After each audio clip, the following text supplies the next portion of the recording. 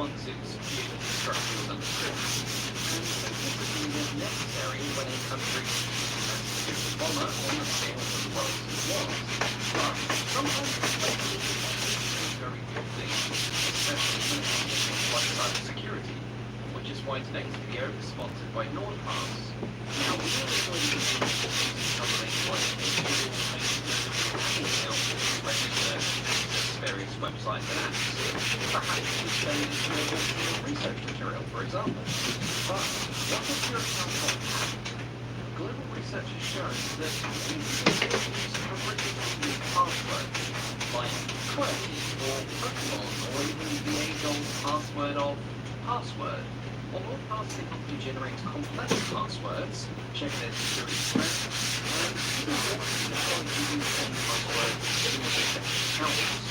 But NordPass does more than generate and manage passwords. You can use things like multiple passwords, social information, personal accounts, credit cards, and confidential contact details. For me, this is critically important, as almost all my work and financial transactions are done online. Speaking of which, viewers on my channel will get an exclusive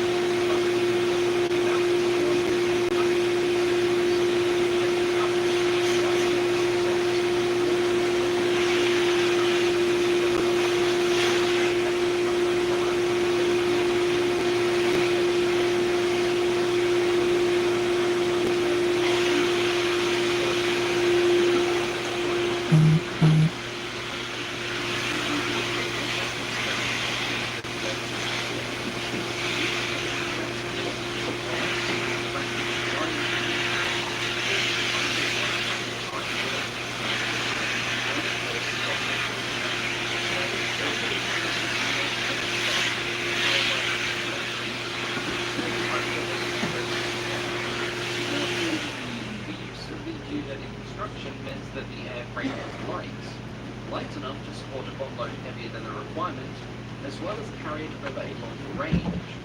The only concern was its top speed, which was predicted to be moderate at best.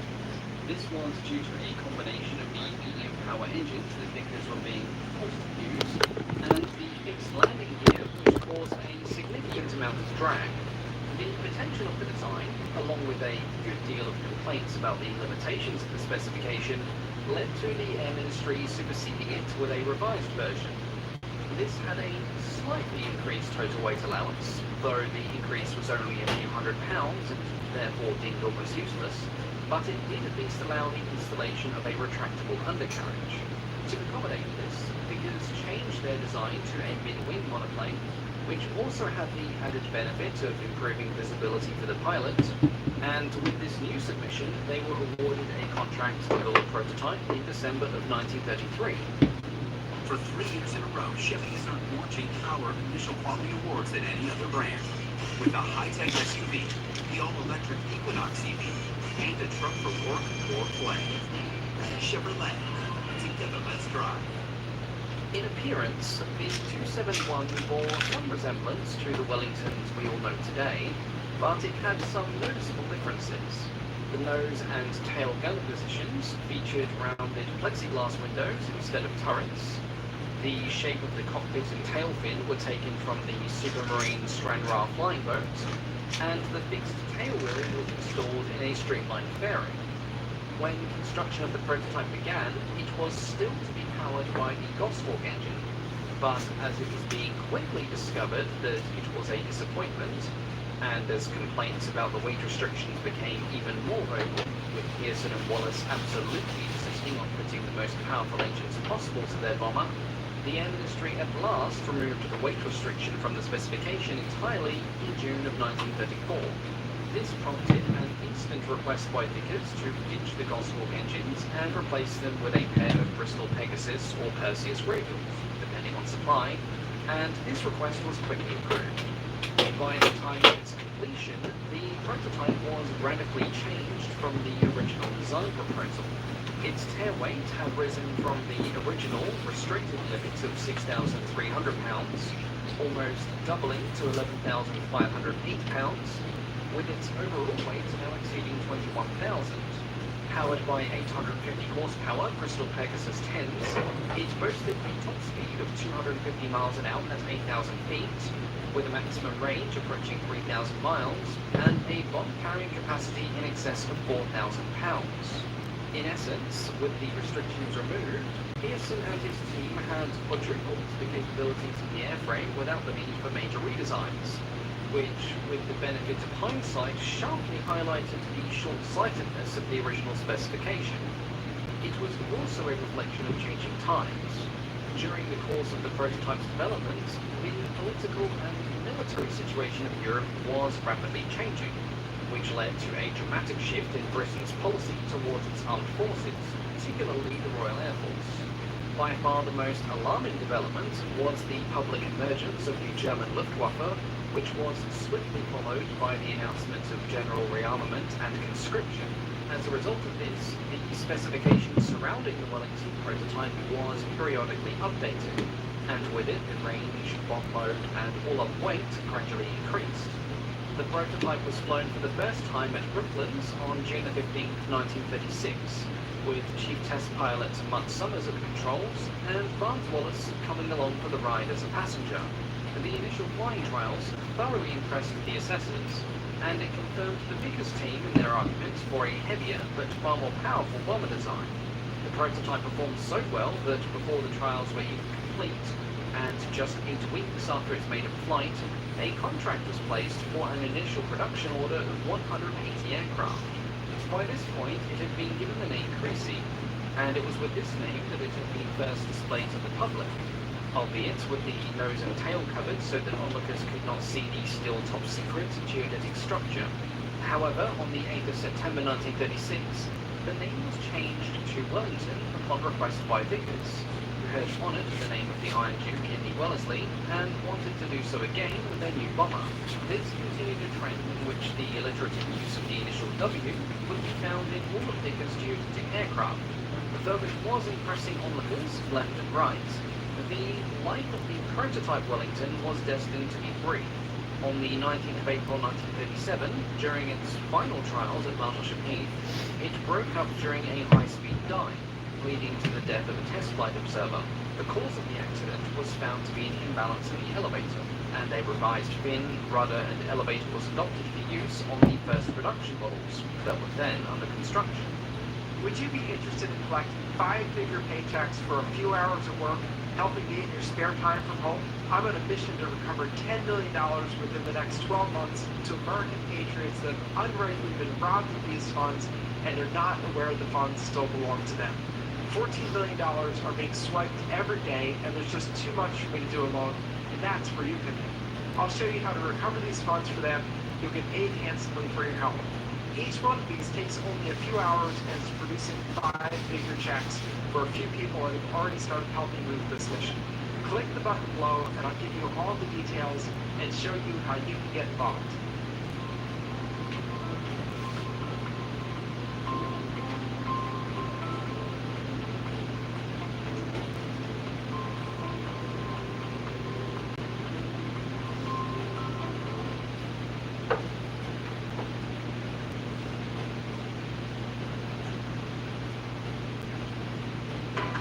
Going electric hinges on safe, reliable EV charging. Our breakout charging hardware and software delivers industry-first capabilities with the flexible, scalable, modular infrastructure required to ensure your deployment and operations are smart, cost-effective, and resilient.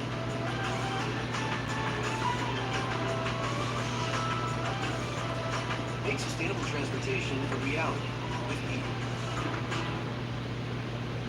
When the Air Ministry placed its initial order for 180 aircraft, it again made alterations to the basic specification in February of 1937.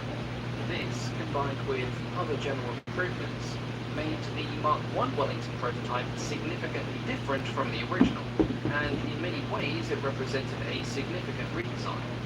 As such, the Wellington can be considered to have had two prototype stages. The initial prototype, and then a second that would become the template for the Mark I. Physically, the Mark I featured several differences from the original prototype. Along with the changes to the tail surfaces, the angular flat panels of the cockpit were changed for plexiglass that matched the contours of the fuselage. Windows were installed on the side of the fuselage, 2 in the prototype, but this was increased to 5 for production models. And the faired tail wheel was replaced with a fully retractable model. The crew complement was increased from 4 to 5, and later on this would increase again to 6 in the Mark I-A and C, with 2 pilots, a navigator and bomb aimer, a radio operator, and 2 dedicated gunners. Speaking of which, the production prototype now also features powered gun turrets in the nose, tail, and ventral positions, with the ventral turrets being fully retractable units, were nicknamed dustbins for their appearance. These turrets, though enclosed, still let in a lot of cold air during flight, and on the earlier Wellingtons, the nose turret was not always occupied, especially at night when temperatures dropped well below freezing, and there was a genuine risk of frostbite as the concept of turret heating had yet to be introduced.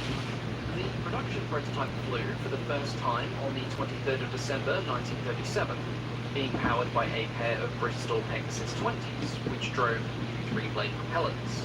The intended power plant was actually meant to be the Pegasus 18, but they were still going through acceptance trials at the time and weren't available. During pre-production trials, the elevator was further modified with more balances to correct a tendency to be nose-heavy in a dive, and cockpit heating and de-icing equipment was installed. Both devices considered a necessity at the 15,000 feet altitudes that the Wellington was expected to operate in. Following further tests, which included the fitting of the Pegasus 18s, which were now becoming available, the Wellington Mark I finally received its service clearance, and on the 10th of October 1938, the first Wellington Mark I to meet a frontline unit was collected by No. 99 Squadron in Suffolk. Further production models reached the squadron during the following weeks, and by the 12th of January 1939, it had received its full complement. Prior to the arrival of the Wellingtons, 99 Squadron had been flying Handley Page Hayfords, which were, incidentally, the last biplane bombers to enter RAF service. The Wellington was a considerable leap forward over the old Hayford, and converting from the aging cloth bombers, as they were called, produced a number of fresh items and procedures to be learned, and sometimes forgotten by the squadron's air crews and ground crews. The experience of 99 Squadron's adjustment period is best summed up in the words of flying officer and later group captain A. Montague Smith. As one of the first officers to fly a Squadron Wellington on November the 8th, 1938, I found it to be an exhilarating occasion, albeit somewhat claustrophobic due to the unfamiliar enclosed cockpit. Handling the aircraft required a very different technique for that of the Hayford. For the first time, one had to operate a retractable undercarriage, which could easily be forgotten. Flaps had to be used, whilst the instrument panel was a source of wonderment. Until then, one had relied upon the elementary turn and bank indicator. Now, an artificial horizon had to be got used to. Montague Smith's experience was mirrored by many bomber pilots and crews throughout the RAF during this period of transition, and it wasn't just limited to the Wellington. From 1937, 6 different monoplane bombers had begun to enter service, all of which were replacing older, slower, and more basic biplane models. This metamorphosis from old to new was bound to produce the occasional incident where a landing gear might be forgotten about, or flaps may not have been lowered, both resulting in a broken plane and a broken crew, and it was for this reason that the peacetime months of 1939 would be filled with intensive training.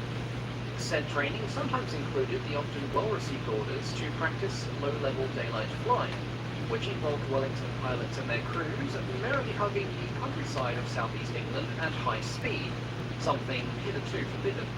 Though this was considered as much of a treat as it was training, in a morbid sense of irony, it did much to prepare many crews for missions where poor weather would push them down to a dangerously low altitude, upon which they would run into things like flak, fighters, and occasionally trees.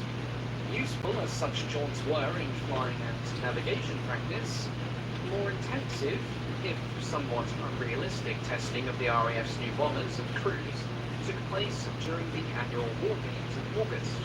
Wellingtons, alongside 1,300 other RAF aircraft, were put through various mission scenarios, with the aircraft split between friendly Westland forces and the hostile Eastland forces.